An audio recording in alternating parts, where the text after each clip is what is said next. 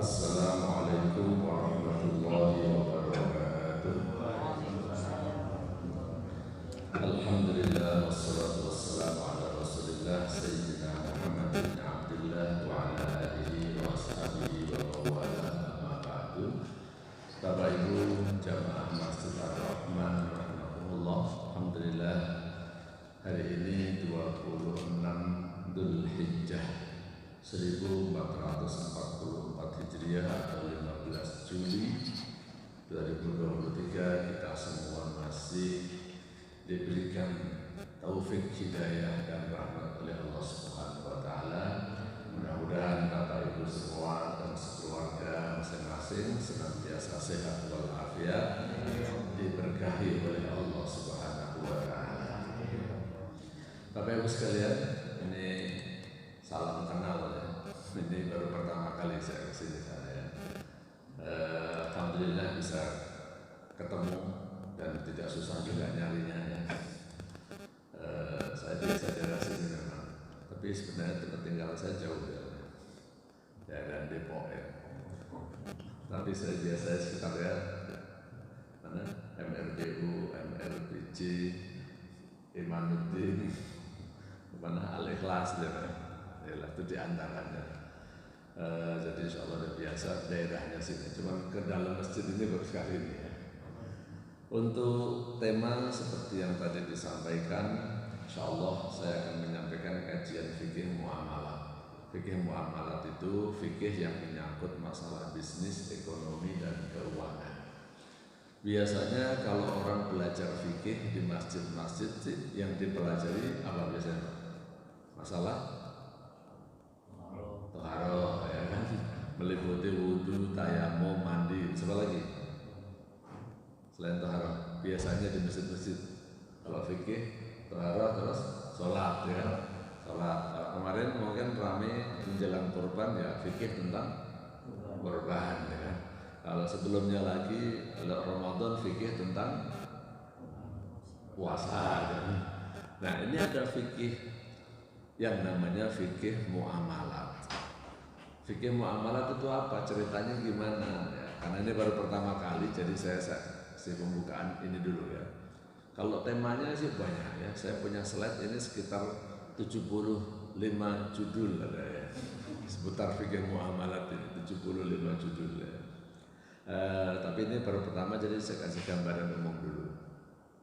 Jadi fikih itu kan sebenarnya ilmu yang mempelajari tentang hukum Islam. Nah, hukum Islam itu mengatur semua perilaku manusia. Apa aja ada dalam aturan Islam. Nah, oleh para ulama dibuat klasifikasi.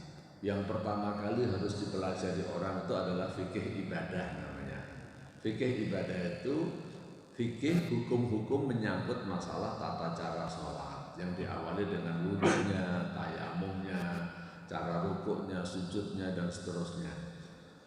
Yang dimaksud dengan fikih ibadah itu adalah kajian tentang rukun Islam yang 4, bukan yang 5. Maksudnya adalah mulai dari sholat, zakat, puasa, sama haji. Itu istilahnya di dalam akademiknya fikih ibadah. Loh kalau yang satu lagi syahadat gimana? Itu babnya beda. Itu masuk ilmu akidah. Ya, ilmunya akidah.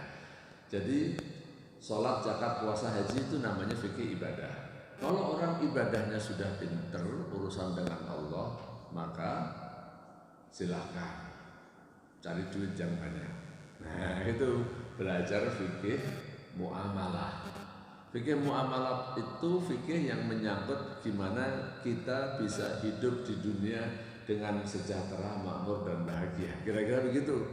Kalau fikih ibadah tuh gimana kira-kira nanti di akhirat kita bahagia, masuk surga dan tidak masuk neraka. Itu kalau Bapak disuruh milih masuk surga dengan tidak masuk neraka, pilih mana Pak? Suruh milih nih, tidak masuk neraka atau masuk surga, pilih mana? Kalau suruh milih satu aja Pak maksudnya. Pilih mana? Masih bingung ini ya, dijebak katanya. Ya. lebih tinggian tidak masuk neraka daripada masuk surga. Lebih tinggi saya bilang ya.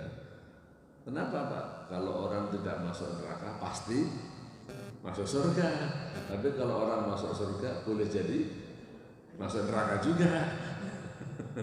Ya, masuk neraka dulu baru masuk surga kan gitu kan bisa. Tapi kalau orang tidak masuk neraka ya pasti di surga karena di akhirat tidak ada tempat lain. Nah jadi kalau pengen masuk surga ya perbanyak pahala. Kalau tidak masuk neraka jangan punya dosa. Kalau terlanjur punya dosa ya minta ampunan pada Allah. Nah itu kajiannya di fikih ibadah.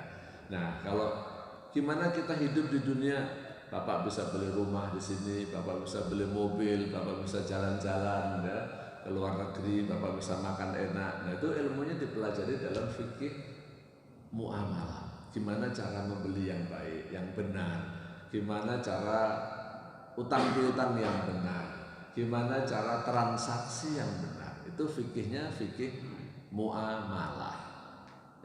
Jadi muamalah itu bukan berarti berinteraksi, saya berhubungan dengan bapak saya berinteraksi dengan istri saya, bukan itu maksudnya. Tetapi bahasa lainnya ya tadi bisnis, ekonomi dan keuangan. Istilah zaman sekarang kalau di kampus, apabila bapak ibu punya anak atau punya cucu, ini punya anak apa punya cucu Pak kalau di sini? Kelasnya udah punya cucu semua kayaknya. Sudah semua. Ada yang belum ya? Oh itu. Oh itu ya. Kalau saya udah punya cucu soalnya Pak. Cucu saya udah banyak, udah 3. Cucu saya udah 3 ya. Sudah hampir 4 ya. Jadi kembali kepada fikih muamalat. Jadi kalau Bapak punya anak atau cucu kepingin mempelajari ilmu ini, kalau di UIN ya, Universitas Islam Negeri Jakarta atau UIN, nah itu jurusannya namanya HES, Hukum Ekonomi Syariah. Ya, jadi Hukum Ekonomi Syariah. Nanti kalau orang sudah ibadahnya udah bagus, cari duitnya udah pinter, nah dia perlu apa Pak? Perlu belajar apa lagi? Hukum Islam. Kalau anak-anak muda saya bilangin, kalau fikih muamalat itu belajar mencari ma'isyah, penghidupan. Nah, kalau sudah dapat ma'isyah, maka kita perlu cari aisyah. Nah, itu kan. Maka belajar fikihnya itu fikih namanya fikih munakahat atau fikih nikah. Urutannya di dalam kitab fikih seperti itu, Pak. Dan standarnya begitu, ya. Jadi kalau ibadahnya bagus, silakan cari ma'isyah. Kalau cari ma'isyah udah bisa, cari aisyah. Ya. Itu belajar fikih nikah, mulai bab lamaran, akad nikah, walinya siapa, sampai masalah tolak, ya, atau cerai, rujuk, iddah, masalah nafkah. Nah misalnya ini ibunya cuma dikit sih.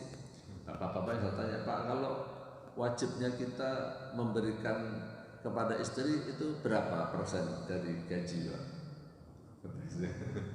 Atau berapa penghasilan suami yang harus diberikan kepada istri Bu? Semuanya. Kalau ibu-ibu banyak semuanya kan. Ditambah lagi sebentar. Ada kaidah uang suami, uang istri. Uang istri banyak. Itu kajiannya di dalam fikih nikah. Ya, tapi saya luruskan sedikit ini ya. Uang suami, uang istri itu ada benernya sedikit, tapi nggak 100% benar. Tapi kalau bapak-bapak dikasih tahu gini kesenangan, harusnya ibu-ibu yang dikasih tahu. Ya, uang istri, uang suami sebagiannya milik istri. Nah gitu, bukan semuanya, ya, bukan semuanya. Itu nanti kajiannya di bab fikih nikah tentang nafkah. Loh, Pak, kenapa suami tidak memberikan semua penghasilannya kepada istri? Karena di dalam Islam orang laki-laki kayak bapak dan saya ini tanggung jawabnya ke atas, ke bawah dan ke samping. Ke samping itu maksud saya adalah kepada istri, ke bawah maksud saya adalah kepada anak, dan ke atas itu adalah orang tua. Itu wajib dinafkahin. Jadi bukan cuma istri doang. Karena itu tidak semua uang suami itu wajib diberikan kepada istri. Soalnya kemarin ada yang nanya, Pak, serius itu, Pak Ustaz, ini ada kasus. Jadi ibunya istri itu kepengen pokoknya semua penghasilan suami yang megang istrinya. Terus saya bilang, kalau dalam Islam, tapi dia sampai minta cerai. Kalau istrinya nggak dikasih gitu, dia minta cerai. Ya udah cerai aja, saya bilang. Ya cerai aja. Ya tapi saya katakan, ya mestinya nggak begitu ya. Itulah perlunya pemahaman sejak awal. Ya. Ini saya ngajak istri saya ya. Kalau istri saya sekarang saja. Ya. Saya biasanya kalau Sabtu Ahad pengajian temenin istri, karena kalau hari Senin sampai Jumat sudah ditinggal kerja. Kalau Sabtu Ahad saja terus ya. Nah, ini saksi. Saya bilang dari awal, ya, tidak menjadi kewajiban saya memberikan penghasilan saya kepada istri. Sampai sekarang istri saya nggak tahu kan ya. Penghasilan saya berapa dia nggak tahu, Pak, dan nggak perlu tahu ya. Dan nggak perlu tahu. Bukan karena saya punya istri 2, bukan, Pak. Itu saya 1 ya. Bukan karena itu, tapi apa? Tanggung jawab seorang laki-laki di dalam Islam itu tadi saya katakan, karena ke atas, ke bawah, dan ke samping, termasuk ibu bapak saya. Saya bukan hanya mikirin istri dan anak saya, tapi bapak ibu saya. Walaupun hari ini bapak ibu saya sudah wafat ya, tapi ketika masih hidup, saya tanggung jawabnya sampai ke sono gitu. Jadi nggak boleh istri mau menguasai semua penghasilan suaminya. Nanti terus saya mikirin bapak ibu saya bagaimana. Nah kalau zaman sekarang saya sudah umur 54 tahun ya, bapak ibu saya sudah tidak ada. Gimana? Ya kalau saya sih ingat pada hadis Nabi, a'maru ummati ma baina sittin ila sab'in. Umurnya umatku itu antara 60 hingga 70 tahun. Ya kan? Terus gimana? Wa qalilun man yajuzu dzalik, dan sedikit orang yang melewati usia itu, sedikit sekali. Ini kalau kita sudah 60 70 ya alhamdulillah, udah bonusnya udah banyak ya. Bonusnya udah banyak. Apa kaitannya dengan masalah uang tadi? Berarti saya sudah harus menyiapkan untuk kematian saya. Kalau saya gitu. Jadi gimana? Saya sudah tidak berkewajiban memberikan kepada bapak ibu saya karena udah nggak ada. Nah, saya mikirin diri saya untuk akhirat saya. Nah, makanya dalam ilmu keuangan Islam itu sebenarnya idealnya orang itu mengalokasikan hartanya untuk akhirat berapa, Pak? Berapa yang harus kita gunakan untuk amal sedekah, kira-kira itu kalau bahasa gampangnya. Untuk urusan akhirat, charity itu berapa? Menurut yang kita pahami selama ini. Berapa yang harus kita infakkan fisabilillah, kira-kira gitulah. Berapa? 2,5%. Nah itu kesalahan yang fatal. 2,5% itu zakat. Itu zakat. Kalau zakat itu yang namanya kewajiban dan tidak boleh ditawar. Itu zakat 2,5%. Jadi kalau Rasulullah membagi begini, yaqulul abdu mali wa innama lahu min malihi thalathun. Banyak hamba Allah, banyak manusia yang suka ngitung-ngitung hartanya. Hartaku ini. Terus oleh Rasulullah, padahal hartanya itu cuma 3. Harta manusia itu cuma 3. Yang dia makan kemudian habis, yang dia pakai lama-lama rusak, yang dia sedekahkan itulah yang dia nikmati. Ya. Jadi Rasulullah membagi harta manusia menjadi berapa? 3. Kalau dilihat tadi, makan, pakaian, yang dimakan, yang dipakai, yang disedekahkan. Berarti orang mengalokasikan hartanya untuk akhirat berapa? Sepertiga. Makanya dalam ilmu tentang wasiat, nah itu nanti lanjutan dari bab fikih, bab wasiat, bahwasanya wasiat itu adalah sepertiga maksimal. Ketentuannya sepertiga. Jangan melebihi. Karena apa? Yang 2/3 itu nanti untuk ahli waris. Nah, itu saya baru gambaran tentang fikih ya. Jadi ada fikih ibadah, muamalah, kemudian nikah. Masih ada lanjutannya Pak. Tapi nggak usah semuanya ya. Kalau masih mau lanjut lagi belajar fikih, kalau sudah punya istri, sudah mulai bekerja atau berbisnis cari duit, biasanya muncul apa Pak? Apa yang terjadi dalam problematika manusia yang dipelajari di dalam fikih? Muncul kriminal, karena ada nyari duit nggak bisa, kan? Akhirnya mencuri, kan? Ada yang menikah nggak puas dengan pasangannya, akhirnya berzina, kan itu. Itu muncul kriminal. Maka di dalam fikih berikutnya kalau orang memperdalam, belajarlah dia tentang fikih kriminal. Ya, istilah bahasa Arabnya fikih jinayat, ya, fikih kriminal. Kalau ada kriminal ini harus bagaimana? Kalau kriminal ini bagaimana? Kriminal ini bagaimana? Hukumannya masing-masing ya, dan cara solusinya. Nanti kalau sudah membahas kriminal, maka perlu membahas tentang pengadilan. Maka ada fikul qadha, fikih peradilan. Sampai nanti ada fikih kuliner, ya, ada fikih tentang penyembelihan, yaitu menyembelih binatang maksudnya ya, tentang berburu dan segala macam. Jadi fikih itu ilmu yang masya Allah luar biasa luasnya. Ya, jadi apa ya saya katakan? Kita pelajari sampai mati nggak bakal habis Pak. Sampai mati pun nggak bakal habis ya. Nggak ada selesainya. Yang tadi saya katakan, ya saya bikin slide materi tentang fikih muamalat itu sudah ada 75 slide, 75 judul ya, 75 judul ya. Apa aja sampai 75 Pak Ustaz? Misalnya ya, saya bacain judul-judulnya. Saya cuma mau menggambarkan bahwasanya ilmu fikih di dalam Islam itu luar biasa luasnya. Ini bukan karangan saya ya, tapi saya ya dari kitab-kitab itu kemudian saya buat slide dalam bahasa Indonesia yang kira-kira orang mudah membacanya, gitu doang sih ya. Pertama kali judulnya mulai dari ekonomi syariah versus ekonomi konvensional, apa sih bedanya ya. Kemudian ini hari ini tentang apa itu fikih muamalat dan urgensinya apa sih belajar fikih muamalat, kedudukannya dalam Islam apa. Kemudian ada pandangan Islam tentang harta, pandangan Islam tentang kepemilikan, tentang maisir, gharar, riba, dan terus ya, sampai nanti kalau yang kontemporernya membahas tentang misalnya apa, kartu kredit, multi level marketing, umroh yang model zaman sekarang, berangkat dulu bayar belakangan. Ya, sekarang banyak kan? Kemudian ada tentang ihtikar, ihtikar itu penimbunan. Kemudian berbicara tentang sampai antara masalah-masalah investasi, ada reksadana, ada saham, ada obligasi, ada crowdfunding dan lain sebagainya ya. Itu diantara tema-tema yang kekinian ya.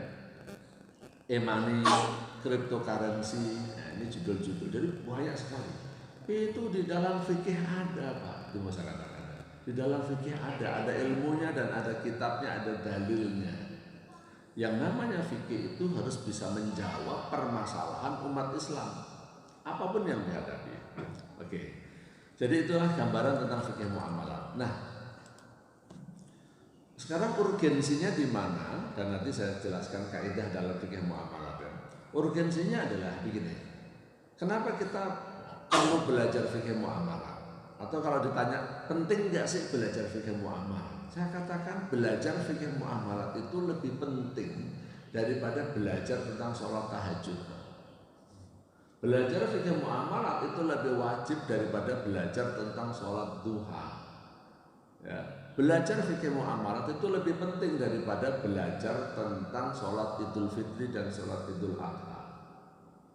Loh, kenapa begitu? Kenapa? Rasulullah menjelaskan thalabul ilmi faridotun, mencari ilmu itu wajib.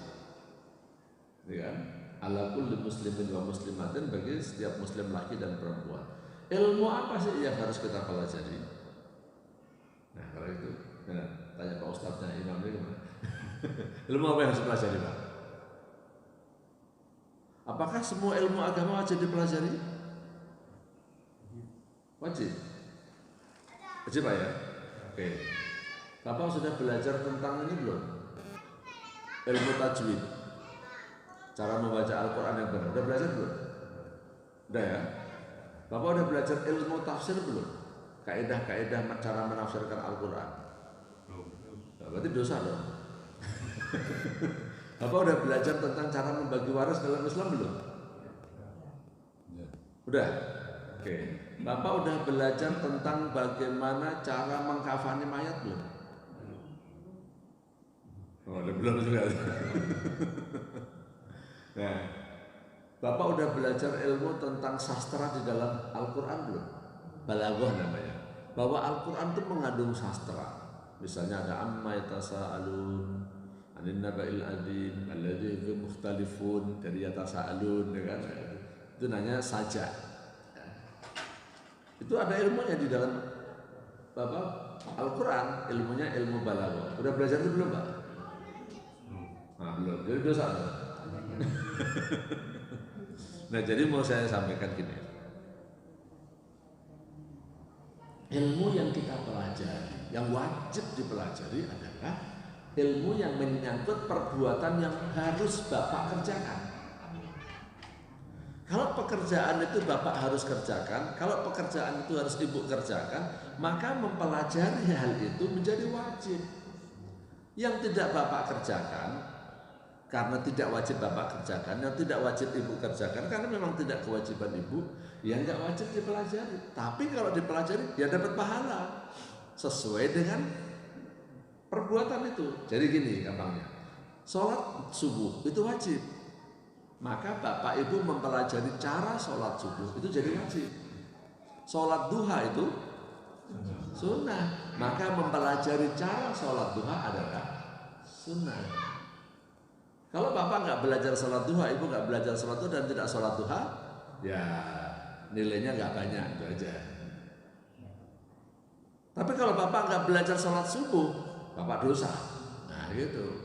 Kalau dosa nanti balasannya neraka. Kalau pahala balasannya surga. Makanya ada orang Islam masuk neraka dulu baru masuk surga kan? Karena punya dosa dan punya pahala. Supaya nggak masuk neraka, ya jangan punya dosa. Kalau terlanjur punya dosa, ya minta ampun pada Allah. Contoh bisa katakan, itu kaidahnya. Nah sekarang, kalau saya ini profesi saya ini aslinya dosen saya dosen ya, ngajar di Sekolah Tinggi Ilmu Usuluddin Dirasat Islamiyah Al-Hikmah di Jakarta. Tapi profesi tambahan saya sebagai ahli syariah pasar modal ya, di Bursa Efek. Profesi tambahan saya juga sebagai tour guide. Ya, dari BNSP ya, di travel namanya kan. Profesi tambahan saya jadi banyak tambahannya Pak. Sebagai syariah advisor, jadi Dewan Pengawas Syariah kalau istilah undang-undang perseroan terbatas itu menurut undang-undang PT perseroan terbatas yang tahun 2007 kan, kalau perusahaan yang mengatakan syariah dia harus ada ahli syariahnya. Dan itu ada sertifikasinya juga. Nah, itu profesi tambahan saya. Karena saya berkecimpung di dalam bidang itu dan saya tidak seorang dokter ya. Karena kadang-kadang orang membacanya salah, dokter sebenarnya. Kalau dokter itu yang ngobatin ya. Karena saya tidak belajar tidak bertugas sebagai medicine yang ngobatin orang, maka saya tidak wajib belajar kedokteran, Pak. Ya. Saya tidak wajib belajar kedokteran kan? Saya tidak ngobatin orang. Itu bukan pekerjaan saya. Tapi karena saya bekerja di Bursa Efek sebagai ahli syariah pasar modal, maka mempelajari saham bagi saya adalah wajib. Kalau saya nggak belajar tentang saham ya, saya nanti akan menyesatkan orang nanti ketika menjadi ahli syariah pasar modal. Atau contoh lain, kalau ada orang yang profesinya sebagai akuntan, maka belajar akuntansi hukumnya menjadi wajib bagi dia dalam kapasitas sebagai seorang akuntan terkait dengan profesinya. Nah, kaitannya dengan fikih muamalat. Nah, gitu Pak. Kira-kira Bapak Ibu zaman sekarang bisa nggak hidup satu hari tanpa melakukan transaksi apapun? Satu hari aja, Pak. Tidak bertransaksi, bisa nggak?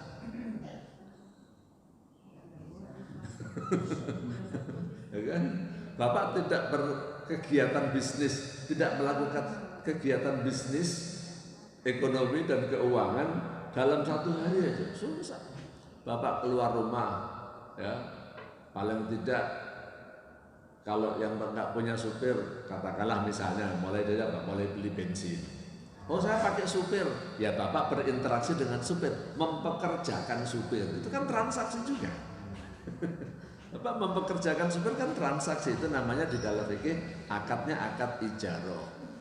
Kalau Bapak beli bensin, nanti akadnya akad baik jual beli. Kan? Bapak mau nolongin orang, ada orang memiliki kebutuhan, ya udah saya kasih utang, namanya qard.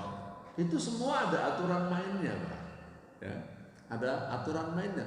Bapak punya apartemen, Bapak punya rumah, Bapak punya properti yang disewakan. Nah, ada akad lagi, akad nama ijarah juga. Bapak banyak duit, tapi sudah kepengen istirahat, nggak kepengen menjalankan bisnis, modalin orang, taruh di bank atau taruh di deposito atau di crowdfunding atau di pasar modal. Namanya akad musyarakah atau mudharabah atau yang lainnya, tergantung nanti akadnya bisa wakalah juga ya. Itu semua kalau Bapak Ibu lakukan, dan nyatanya Bapak melakukan kan, setidak-tidaknya jual beli yang harus Bapak Ibu lakukan setiap harinya. Kalau Bapak Ibu lakukan tapi Bapak Ibu tidak pelajari, yang terjadi apa? Kalau Umar bin Khattab mengatakan begini, la yabi'u fi suqina illa man yafqahu wa illa akala riba sya'a am aba. Tidak boleh jualan di pasar. Ini zaman Umar ya. Tidak boleh dijual di pasar kecuali orang yang paham. Sebab kalau tidak nanti dia akan terjerumus ke dalam riba, sengaja ataupun tidak. Kira-kira kalau di bahasa zaman sekarang ada semacam sertifikasi pedagang. Kalau pedagang dia harus ditatar dulu, dikasih penataran dulu tentang ilmu cara jual beli supaya dia tidak terjerumus ke dalam transaksi-transaksi yang diharamkan. Saya mau kasih contoh. Contoh ibu-ibu misalnya, ibu-ibu anggap saja ibu-ibu enggak punya supir ya, yang enggak punya supir. Anggap saja dia mau pergi pakai taksi atau pakai taksi online. Hari Jumat dia mau pergi ke mall katakanlah. Ya kalau hari Jumat ini ada perlu ke mall. Jam 11:30 dia naik taksi misalnya ataupun taksi online. Ini contoh doang pertanyaan. Boleh nggak Bapak Ibu, misalnya ibu-ibu pas jam 11:30 atau kampanye waktu sholat Jumat mesen taksi gitu. Terus akhirnya dianterin sama supir taksi dengan taksi itu. Boleh nggak secara syariah gitu ya? Ibu naik taksi ya, pas waktu sholat Jumat dianterin lah sama supir taksinya. Secara syariahnya, ini contoh yang paling gampang. Boleh nggak Pak secara fikih? Kalau ibu-ibu boleh nggak Bu? Jadi gimana hukumnya? Kalau bisa jangan. Kalau bisa, kalau nggak bisa berarti nggak apa-apa ya. Diusahakan jangan Pak. Karena tidak kasih kesempatan untuk supir itu. Ya. Nah sekarang kan saya ordernya pakai ini aplikasi. Ya yang mau aja, yang nggak mau nggak apa-apa. Kalau ada yang bilang itu gimana? Berarti gimana? Kan saya nggak tahu dia Muslim atau tidak Muslim. Nah, itu contoh problematika. Tapi yang jelas di dalam Al-Quran ada ayat, ya ayyuhalladzina amanu idza nudiya lis-sholati min yaumil jumu'ati fas'au ila dzikrillahi wa dzarul bai' dzalikum khairul lakum in kuntum ta'lamun. Itu enggak ada perbedaan pendapat dalam memahami ayat itu bahwa kalau waktu sholat Jumat maka transaksi bisnis itu haram. Ya, transaksi bisnis pada waktu sholat Jumat itu haram bagi orang yang wajib melaksanakan sholat Jumat. Laki-laki maksudnya. Kalau ibu-ibu gimana? Ibu-ibu nggak wajib sholat Jumat. Berarti gimana? Ibu mungkin akan mengatakan ya nggak apa-apa. Tapi ada ayat lain. Ta'awanu 'alal birri wat taqwa wa la ta'awanu 'alal itsmi wal 'udwan. Tolong menolong dalam kebaikan. Jangan tolong menolong dalam dosa. Karena ibu saya kepengen pergi dong naik taksi, siapa supir yang mau nganterin? Supirnya, yaudah saya aja, kira-kira gitu kan ngomongnya kan. Nah, terus sholat Jumat aja, enggak sholat Jumat ya apa-apa. Nah, jadi ibu kena dosa, gitu maksud saya, dosa menolong orang dalam berbuat maksiat. Gitu. Itu tidak ada perbedaan pendapat Pak di antara ulama. Tapi kalau transaksinya perempuan dengan perempuan nggak masalah. Tapi kalau transaksinya laki dengan perempuan, kalau dia mungkin dia non Muslim Pak. Nah Bapak, Ibu kalau memang mengatakan itu, tanya dulu supirnya, Pak, Bapak Islam nggak? Gitu kan? Mungkin nggak Bapak Ibu mau naik taksi pakai tanya supirnya dulu, Pak, Bapak agamanya apa? Mungkin nggak nanya gitu. Nah kesimpulannya sebenarnya nggak boleh, ya. Jadi keputusannya nggak boleh ibu memberikan order kepada seseorang di negara yang seperti Indonesia yang mayoritasnya ini Muslim, apa? Ya ibu-ibu nggak boleh.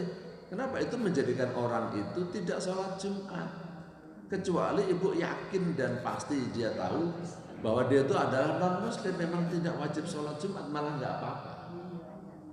Kecuali kalau bapak ibu berada di negara lain, katakanlah Jepang yang mayoritasnya adalah Shinto, itu kan? Di Korea mayoritasnya adalah ateis, ya kan? Korea itu kan kebanyakan ateis kan, tidak beragama ya. Utara maupun selatan sama aja. Malah tempoh hari itu ada yang saya kenal tuh tadinya pendeta, sekarang murtad. Jadi pendeta Kristen sekarang jadi ateis. Orang Korea, karena orang Korea umumnya memang ateis ya. Kalau di sana mungkin kita ngorder sholat Jumat ya kebanyakan memang ateis ya. Ibu-ibu ngorder kemungkinan besarnya halal. Tapi kalau di Indonesia jelas haram, karena apa? Mayoritasnya adalah Muslim. Artinya dugaannya supir itu adalah Muslim. Jadi kita kalau mau mempekerjakan dia pada waktu sholat Jumat harus bisa memastikan dia adalah non-Muslim. Ini contoh Bapak Ibu sekalian dalam fikih muamalah. Oke. Saya tambah satu poin lagi, habis ini nanti tanya jawab. Kalau dijelasin semua panjang. Nah, dalam masalah fikih muamalat itu ada satu kaidah begini. Al aslu fil muamalat al ibah.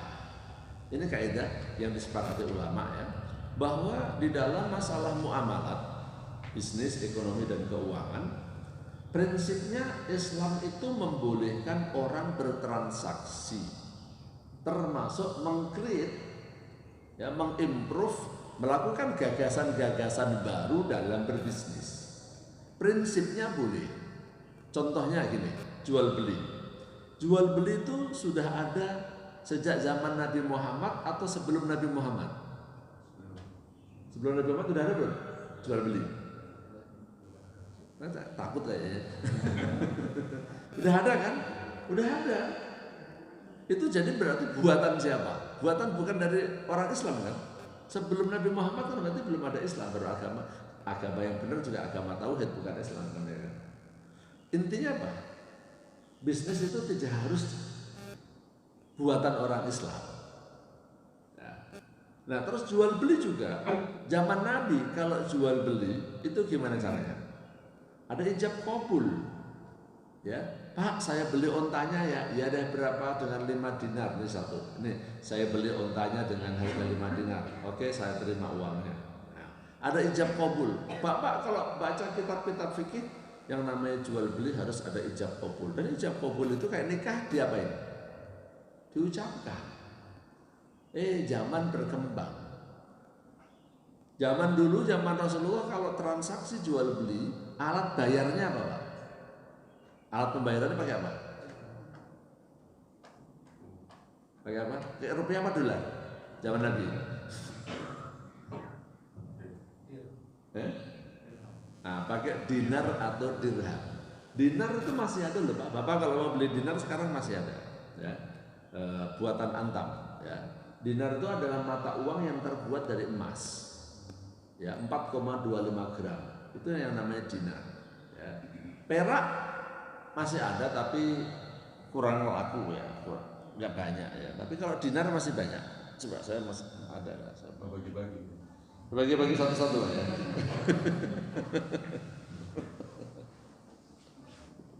Kalau masih ada.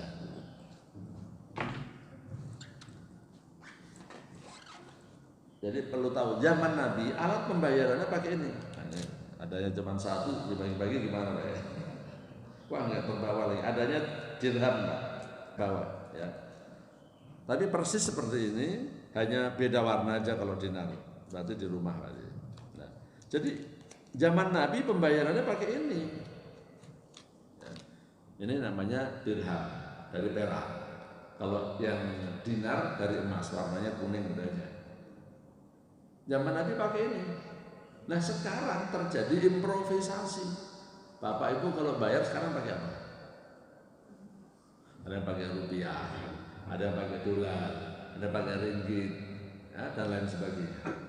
Itu pun sekarang diimprove lagi. Itu kan dari uang koin menjadi uang kertas. Dari uang kertas sekarang menjadi uang plastik namanya. Apa itu uang plastik? Kartu kredit, ya, kartu debit dan lain sebagainya. Itu sekarang diimprove lagi menjadi apa? Uang digital. Nah, uang digital, e-money istilahnya ya, electronic money. Ya. Jadi udah nggak ada fisiknya. Ya.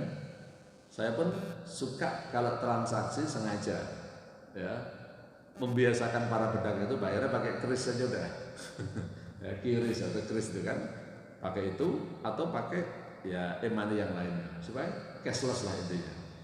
Ini contoh improvisasi. Nah sekarang kalau ditanya boleh nggak Pak seperti ini? Nggak boleh, nggak ada zaman Nabi gitu. Kalau misalnya dikatakan nggak boleh berarti semua orang masuk neraka. Nabi itu nggak pernah tahu rupiah. Nabi pernah pegang rupiah nggak? Nabi nggak pakai HP ya Pak? Nah, Nabi nggak pakai HP juga. Jadi haram semua nih Pak. Dosa semua karena pakai HP ya. Makanya kaidahnya itu adalah al aslu fil muamalat al ibah. Pada dasarnya berbisnis itu boleh. Yang penting kalau dilanjutkan kaidahnya adalah tidak menerobos, tidak menerjang batas-batas hal-hal yang diharamkan oleh agama Islam. Contohnya apa yang nggak boleh? Riba, goror, maisir. Riba itu ya riba penambahan yang tidak benar. Maisir itu unsur perjudian, goror unsur ketidakjelasan. Nah, kalau kamu melakukan improvisasi dalam bisnis, kira-kira gitu syariat Islam ya, maka silakan improve. Yang penting jangan ada gorornya, yang penting jangan ada kedalimannya, yang penting jangan ada unsur maksiatnya, gitu. Nah, sayangnya kebanyakan ustadz ketika menjelaskan tentang fikih muamalah, dia nggak tuntas. Misalnya ditanya, Pak, bagaimana hukumnya misalnya ya berinteraksi dengan bank? Dia mengatakan haram. Kenapa? Ada ribanya. Wah, Pak, bagaimana hukumnya bertransaksi dalam dunia asuransi? Bagaimana hukumnya transaksi asuransi? Asuransi gimana Pak hukumnya? Banyak ustadz yang mengatakan haram. Kalau gitu gimana? Jangan asuransi. Wah, itu kan. Terus ada tanya lagi, Pak, bagaimana hukumnya beli makanan lewat pesan antar? Waktu awal-awal kan GoFood sama GrabFood kan ramai kan di YouTube kan, haram. Kalau itu gini, jangan beli lewat pesan antar, datang aja sendiri. Ketika ini disampaikan oleh para ustadz, sehingga akhirnya apa? Umat Islam menjadi meninggalkan bisnis itu. Tidak berani terjun aja nggak berani. Apalagi melakukan improvisasi. Sehingga dampaknya apa Pak? Ya bisnis ini dikuasai oleh non-muslim. Kenapa? Memang ustadznya mengatakan ini haram, semuanya haram. Terus gak ada solusinya. Loh, padahal kaidahnya kan pada dasarnya boleh. Yang penting tidak ada ribanya. Mestinya kalau dia mau menjelaskan itu haram karena ada ribanya. Supaya tidak riba, maka caranya begini. Kamu boleh Bapak asuransi tapi yang jangan riba. Kamu boleh berinteraksi dengan bank tapi jangan riba. Kamu boleh pesan antar makan tapi jangan yang pakai riba, jangan yang goror, jangan yang dolim. Caranya begini. Nah, saya tidak tahu apa sebabnya mereka hanya mengatakan haram dan tidak memberikan solusi. Apakah karena tidak sempat, apakah karena tidak cukup waktunya, apakah karena tidak tahu. Intinya dalam praktek penjelasan edukasi di masyarakat banyak ustadz ketika menjelaskan masalah muamalat berhenti pada kata haram. Sehingga umat Islam, saya kalau di pasar modal tuh sedih Pak. Misalnya ada perusahaan yang industri, namanya industri reksadana lah ya, manajer investasi. Ada 100 perusahaan manajer investasi Pak. Yang punya siapa? Hampir nggak ada yang muslim. Pernah ada satu manajer investasi yang punya orang muslim dan membuat yang syariah murni, Ustaz Yusuf Mansur, namanya Paitren Asset Management. Sekarang masih ada nggak perusahaannya? Sukses Pak. Sukses untuk sukses menutupnya. Pada waktu itu ditutup awalnya adalah karena jumlah dana yang dihimpun tidak mencapai batas minimal. Dalam pasar modal, satu reksadana itu minimal 12 miliar. Ya nggak mencapai 12 miliar Pak. Reksadana Paitren Asset Management yang dikelola oleh Paitren Asset Management. Jadi tutup dengan otomatis oleh aturan ya.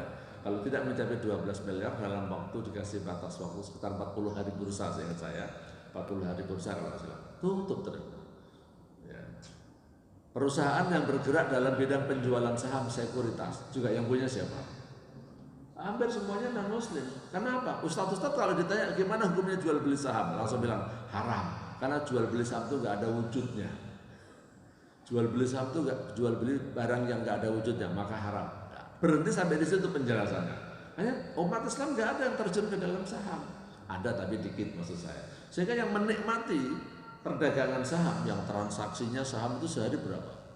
Sekitar 8 triliun Pak. Per hari transaksinya. Yang menikmati orang lain. Nah, padahal kaidahnya di dalam bisnis harusnya al aslu fil muamalat al ibahah. Maka sebagai penutup saya adalah harusnya Pak, dalam masalah muamalah ibarat nyupir itu bapak-bapak masih nyupir apa disupirin orang ya? Yang namanya nyupir itu kan kakinya itu bergerak dalam apa? Nginjek antara gas atau rem. Kalau di rem terus kira-kira gimana? Gak jalan. Kalau digas terus nabrak. Tapi kalau diakumulasi antara gas dengan rem lebih banyak ngegas. Umat Islam tuh harusnya banyak digas, kadang-kadang di rem. Tapi sekarang apa? Terjadi banyak di rem. Gak boleh ini, gak boleh itu, ini gak boleh, ini gak boleh. Di rem terus, makanya gak maju-maju. Makanya umat Islam gak maju-maju di Indonesia maupun di negara, karena salah metode. Saya tidak mengatakan salah agama. Agamanya udah bener, ajarannya udah ada sebenarnya. Tapi metode penyampaiannya salah. Direm terus gak boleh ini, gak boleh itu. Ya, semuanya gak boleh gitu loh. Ya gak maju-maju, gak nyampe karena direm terus. Harusnya digas. Nah nanti kalau udah kelewatan direm. Kalau mau nabrak direm. Harusnya kan begitu Pak ibaratnya. Kalau begitu umat Islam akan maju. Ya. Tapi sekarang kondisinya kan sedih. Perekonomian ini negara-negara kita, negara Indonesia, tapi yang menguasai perekonomian orang asing. Ya karena apa? Di antara metodenya adalah para ustadznya adalah banyak mengharamkan dalam bisnis itu dan tidak memberikan solusi. Nampaknya penutup saya ini karena kita salah milih penjajah. Saya bilang salah milih penjajah Pak ya. Kenapa? Kita itu kok dijajah kok ya sama Belanda, sama Jepang ya. Kok nggak dijajah sama Inggris gitu Pak ya. Coba dulu kita dijajah sama Inggris ya, jadi Commonwealth kan. Rata-rata yang dijajah Inggris kan maju kan.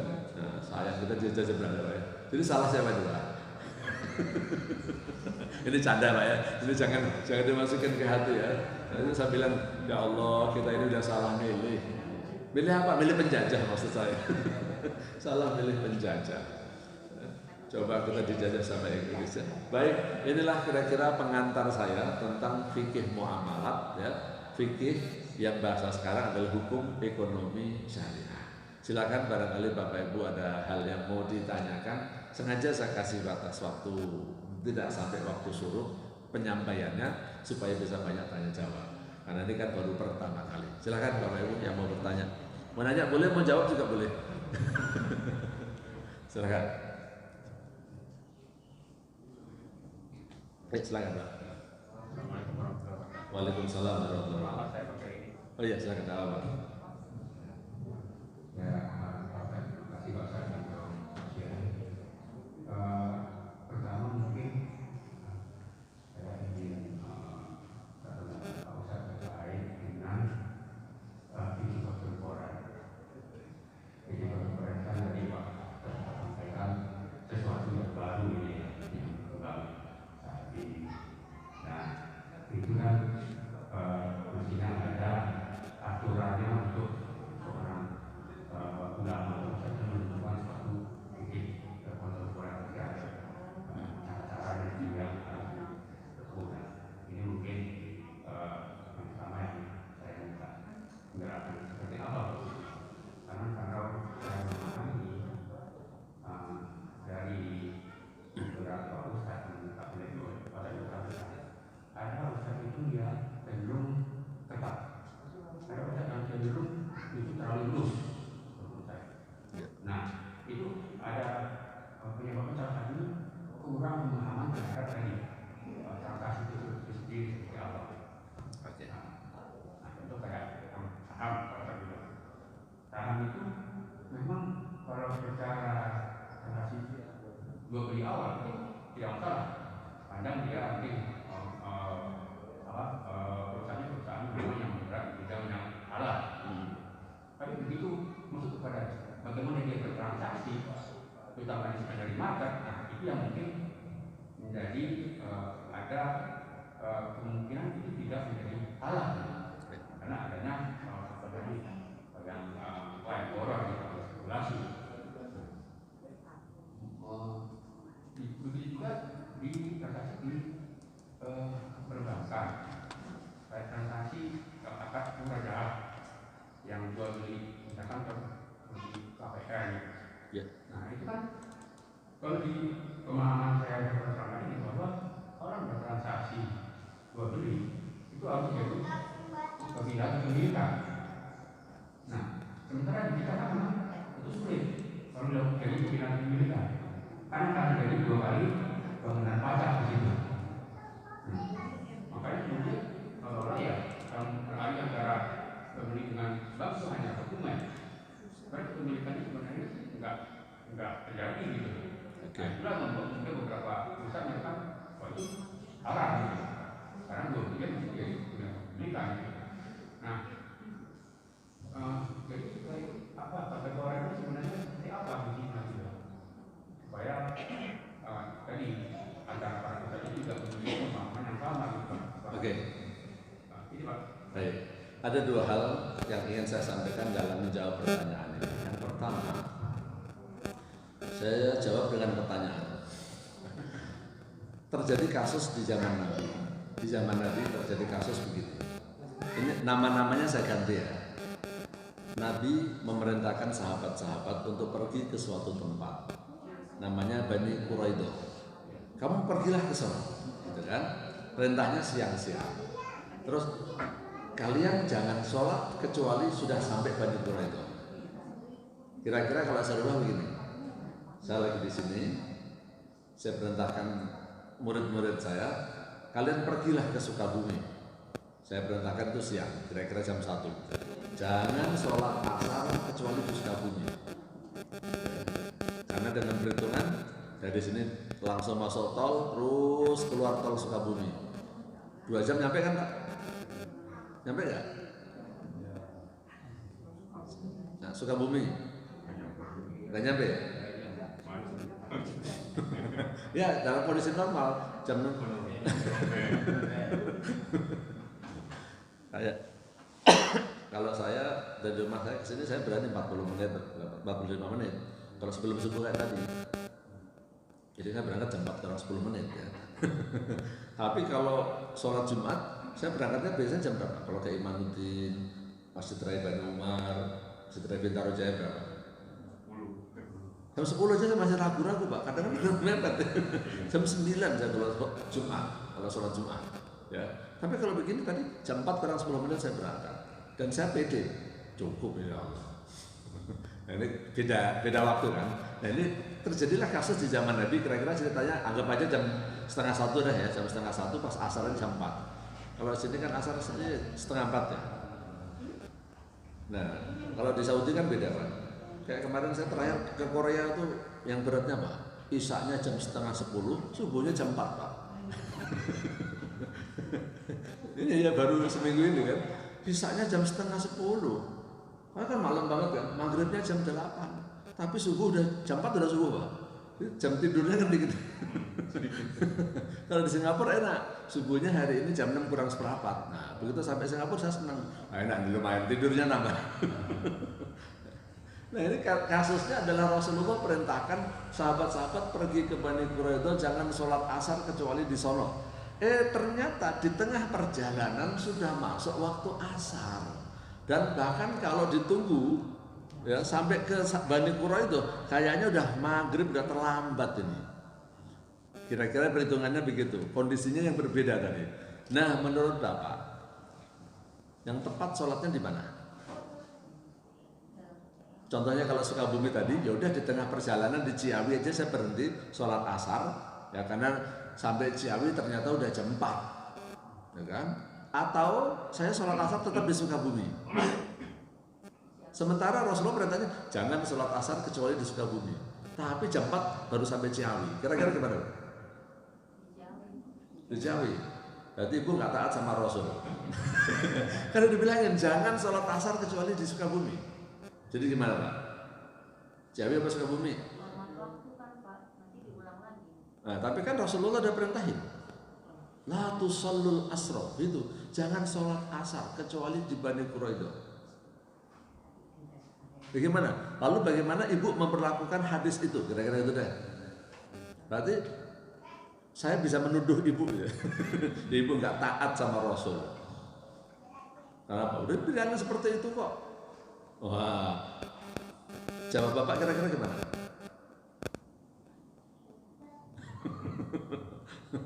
Gak ada jawab yang lain. Nah, itu ceritanya belum pernah dengar ya? Belum pernah. Nah, ini benar-benar terjadi di zaman Nabi. Jadi akhirnya sahabat Nabi ada yang sholat di Ciawi, kira-kira gitu ya, di tengah perjalanan. Ada yang tetap sholat di Sukabumi. Terlambat ya terlambat. Kenapa? Yang satu mengatakan sholat itu kan harus tepat waktu berdasarkan ayat inna sholata kanat alal mu'minina kitabam mauquta. Udah ditentukan waktunya. Yang satu mengatakan iya tapi ini kondisi khusus Rasulullah kasih perintah seperti itu. Kita sholat asar pokoknya di sana. Ya udah pokoknya di sana, kalau belum sampai sana nggak sholat. Nah itu kan terjadi dua pendapat, dua kelompok sahabat. Akhirnya dilaporkan ke Rasulullah. Zaman dulu kan belum ada WA bu masalahnya ya. Belum ada telepon juga, mau WA ke Rasulullah nggak bisa masalahnya. Jadi terjadi yang terjadi setelah selesai baru disampaikan kepada Rasulullah. Ternyata Rasulullah Shallallahu Alaihi Wasallam tidak menyalahkan kepada salah satunya dan tidak memuji kepada kamu hebat. Ya. Sudah selesai, cukup ya. Cukup sholatnya udah. Ada yang sholat di perjalanan juga sah, kira-kira itu. Ada yang sholat di sampai Ciawi juga sah. Artinya apa? Bahwa Islam itu mentolerir adanya perbedaan dalam hal-hal yang memang boleh dibilang harus terjadi perbedaan atau yang di luar batas kemampuan seseorang. Ya. Sebab dalam kaidahnya kalau mereka salah Rasulullah wajib benerin. Yang benar tuh kamu tadi harusnya begini karena begini. Rasulullah tidak menyalahkan salah satunya. Ya nggak apa-apa, cukup. Berarti sah. Dalam arti apa? Pemahaman seseorang terhadap dalil itu kadang-kadang berbeda, Pak. Ya Bu ya. Nah ketika berbeda dalam memahami dalil, tapi dia tidak ada niat maksiat sama sekali, nggak ada. Dia itu niat memahami ayat atau memahami hadis, tapi pahamannya seperti itu. Allah Maha Rahman dan Rahim, diampuni, nggak ada masalah. Makanya Rasulullah menjelaskan di hadis yang lain, kalau orang yang punya kapabilitas berijtihad, kalau benar dapat 2 pahala, kalau salah gimana? Dapat 1, bukan dosa. Ya, Orang yang berijtihad dan punya kapabilitas. Jadi kalau benar dapat 2, kalau salah dapat 1, bukan 0 atau minus. Ini kadang-kadang orang itu, waduh, kayaknya lebih pintar dari Rasulullah dan lebih galak dari Rasul. Kalau salah neraka itu kan. Nah, saya kasih contoh nih Pak. Contoh, mungkin Bapak pernah ngalamin. Kemarin tempo hari, ya bulan lalu saya pergi. Saya dengan beberapa teman saya naik kapal, ya, naik kapal pesiar. Terus mau sholat Pak. Ayo kita kiblatnya kemana? Kapal kan berubah-ubah Pak ya. Kita coba pakai HP kita masing-masing penunjuk kiblat. Beda-beda Pak, 3 orang beda-beda semua, gimana? Nggak tahu HP-nya yang jelek atau sinyalnya yang jelek. Di kapal kan tidak ada sinyal, tapi ada wifi kapal, dapatlah kita sinyal internet ya, walaupun berbayar kan. Intinya ada wifi, internet ada, tapi HP berbeda. Ini kok beda-beda terus gimana? Kita pakai HP yang mana Pak? Saya tanya ke awak kapal, kiblatnya mana? Gak ada yang tahu awak kapal pesiar mana ada yang muslim. Hampir gak ada yang muslim awak kapal pesiar itu ya. Kapal Amerika itu kan ya. Salatnya gimana Pak? Ya udahlah kita beristihad di antara bertiga ini yang muslim itu kan, kita beristihad kira-kira sampai ya kalau pas pagi baru ketahuan. Lihat matahari, mana timur mana barat. Nah pas malam nggak tahu kita. Nah sekarang anggap saja saya bertiga beristihad menentukan kiblat. Hari itu jam itu saya harus sholat. Saya harus menghadap kiblat. Kita semua udah beristihad dengan kapabilitas kita dan kewajiban kita. Bapak di sini nggak perlu istihad, udah ada arah kiblatnya yang jelas. Saya misalnya menentukan bertiga, udahlah kita menghadap ke sono. Misalnya ya, saya nggak ingat lah. Pokoknya udah jalankan gitu aja pokoknya waktu itu kan. Yang penting kita udah beristihad. Ternyata kan sholat saya salah Pak ya. Saya ternyata menghadap kiblatnya ke utara gitu ya. Ternyata kan salah. Nah pertanyaan saya, sholat saya diterima nggak? Sampai hari ini saya nggak ngerti. Pada waktu sholat itu pokoknya saya ikhtiar pada waktu sholat saya sah nggak? Saya dosa nggak? Sholat saya jelas saya katakan misalnya salah gitu. Dosa nggak saya? Loh kok nggak dosa? Kan sholatnya menghadap ke utara. Nah, disitulah orang yang berijtihad. Ketika dihadapkan pada suatu masalah, dia punya kapabilitas dan dia harus menjawab masalahnya pada. Silakan jawab. Saya harus menghadap sholat, saya harus menghadap kiblat, saya harus menentukan kiblat. Saya tanya awak kapal yang muslim nggak ketemu. Saya tanya, saya sudah minta pada waktu itu. Saya nanti akan naik kapal, tapi saya minta disiapkan ruang sholat. Disiapin ruang sholat, tapi ternyata nggak dijelasin arah kiblatnya. Ya, jadi cuma nyiapin ruangan sama sajadah sama sarung itu doang, nggak ada ininya arah kiblatnya. Kalau naik kapal terbang pesawat kan masih ada saya. Kalau Bapak naiknya Saudi Airlines itu masih ada musolanya, masih ada penunjuk kiblatnya. Kalau Saudi Airlines, kapal pesiar nggak ada, Royal Caribbean. Nah ini contoh ketika orang berijtihad, kalau toh dia salah, tapi dia tidak ada niat pembangkangan pelanggaran terhadap syariat Allah, nggak apa-apa, Allah terima. Nggak bisa saya dihakimi dosa, sholat kamu nggak sah, neraka gara-gara kamu sholat menghadap ke utara. Saya nggak bisa sholat. Iya yang nggak sholat jelas dosa ya kan. Saya udah sholat berupaya seperti itu nggak masalah.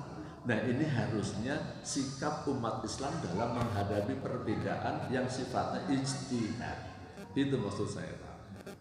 Dalam hal-hal yang ijtihad yang belum terjadi di zaman Nabi dan sekarang dijawab, sikap kita menghadapi perbedaan harusnya seperti itu. Jangan merasa hebat sendiri, yang nggak sependapat neraka kayak Panji Gumilang aja. Pengikutnya Panji Gumilang tuh pernah ngerayu-ngerayu saya soalnya Pak ya. Itu kira-kira 10 tahun yang lalu saya dirayu-rayu untuk masuk ya. Saya nggak mau ya. Sampai terakhirnya saya usir. Pulang jangan pernah masuk ke rumah saya lagi ya. Karena saya awalnya baik-baik terus kan capek ya. Nggak mau ngalah juga, nggak mau berhenti juga. Saya tes nih di rumah saya ada kitab. Kamu kalau mau mendebat tentang Islam nih, saya ambilkan kitab tafsir dan hadis. Kamu baca hadisnya nih. Kita gundul-gundul di rumah saya. Nggak bisa baca. Kamu baca hadisnya aja nggak bisa pakai debat sama saya. Hari ini juga pulang kamu nggak akan ketemu saya. Bener tuh saya gituan Pak. Terakhirnya saya gituin Pak. Itu ibunya minta tolong kepada saya. Ustaz tolong dong nasihatin anak saya. Kenapa? Dia tuh morotin bapaknya. Barang-barang bapaknya duitnya tuh dicolongin Pak. Ini bapak ibunya yang mengeluh minta tolong kepada saya. Rumahnya nggak jauh dari sini. Tapi nggak saya sebutin namanya. Serius itu, nggak jauh dari sini. Ya. Sampai seperti itu. Ya. Jadi maksud saya, pertama ketika ada perbedaan pendapat seperti itu. Yang kedua, saya ngutip istilahnya Profesor Komarudin Hidayat. Zaman sekarang ini banyak orang melakukan pelacuran intelektual. Pelacuran intelektual, istilah itu yang saya kutip. Maksudnya apa? Bapak, Ustadz itu kan banyak ya. Ustadz itu kan banyak. Ustadz itu ketika belajar di perguruan tinggi atau di pesantren, itu juga ada jurusan-jurusannya Pak. Jangan dikira asal Ustadz itu terus palu gada. Apa yang lo mau gua ada. Ustadz itu terus tahu segala-galanya. Bener gak Ustadz? Ada jurusannya kan? Kalau kuliah kan ada jurusan tarbiyah, ada jurusan syariah, ada jurusan usuluddin dan macam-macam. Tidak semua ustadz itu paham tentang detailnya hukum Islam. Karena ada yang belajarnya sejarah Islam, ada yang belajar pendidikan Islam, ada yang belajarnya hukum Islam. Nah ini masyarakat ini memaksakan kadang-kadang dan kadang-kadang ustadznya juga memaksakan. Dia kuliahnya bukan jurusan hukum, dia kuliahnya bukan jurusan ekonomi, dia kuliahnya jurusan pendidikan Islam. Ditanya tentang hukum ekonomi syariah. Gimana? Kalau nggak dijawab kadang-kadang muridnya maksain. Kadang-kadang ustadznya juga yang malu kalau dibilang nggak tahu, gitu kan? Contoh yang baik dalam hal ini tuh A'agim. Bukan masalah poligaminya ya Bu ya. A'agim ketika awal-awal beliau populer naik daun pertama kali, beliau sering ditanya masalah-masalah fikih kan. Beliau mengatakan saya nggak bisa, bukan keahlian saya. Akhirnya apa yang beliau lakukan? Berkolaborasi dengan Kiai Miftah Farid, ya kan? Kalau beliau ceramah, kalau ada pertanyaan tentang fikih, Kiai Miftah Farid suruh jawab. Saya bukan ahlinya. Itu contoh yang baik. Ingat kan? Ya, Hakim dulu sering ceramah model begitu kan? Dia mengajak berkolaborasi dengan Ustadz yang lain. Itu bukan bagian saya. Suruh Ustadz Farid, Miftah Farid yang jawab. Dan Hakim itu tawaduknya memang tinggi ya. Hakim tuh mau belajar ngaji. Pada waktu udah terkenal itu kan awal-awal ini bukan aib ya. Ya memang beliau kan boleh dibilang orang yang bukan berlatar belakang pendidikan agama, tapi cara penyampaiannya yang bagus. Akhirnya apa? Beliau belajar baca Quran Pak. Adik saya ngajarin soal jadi saya tahu. Mau belajar dan dia mau belajar bahasa Arab privat Pak. Ya, yang ngajarin staf pengajar saya di kampus. Mau belajar dan sampai sekarang belajar. Tawaduk dan rendah hati dan semangat belajarnya tinggi. Nah, jadi maka lama-lama semakin fasih dia. Dalilnya sekarang berbeda dengan dulu ketika awal-awal. Nah, sayangnya ada beberapa ustadz yang sebenarnya latar belakangnya dia bukan ekonomi, bukan hukum, tapi kadang-kadang ditanya dan dia jawab. Itu saya katakan bahasanya Pak Komarudin Hidayat, pelacuran intelektual, menjawab sesuatu yang bukan pada bidangnya, gitu kan. Nah, tapi ya apa ya, saya solusinya gini, bapak-bapak, ibu-ibu kalau mengundang penceramah gitu, maksud saya juga ya bapak ibu juga harus mempertimbangkan keahliannya, ditanyakan juga itu loh ya, jangan dipaksain. Kalau saya pribadi sih saya berani nolak, saya sering nolak. Saya disuruh ceramahin, oh saya nggak bisa, bukan bidang saya nggak mau ya. Kalau saya nggak mau saya, bukan bidang saya, bukan bidang saya. Tapi kadang-kadang ada ustadz yang disuruh ceramah aja mau deh, gitu kan. Nah itu masalahnya Pak. Udah waktunya udah habis ya Pak. Nah jadi terakhirnya begini, terakhirnya di Indonesia terkait dengan masalah ini Pak, itu ada yang namanya Majelis Ulama. Ada di dalam Majelis Ulama itu ada dua lembaga, namanya Komisi Fatwa, ada namanya Dewan Syariah Nasional.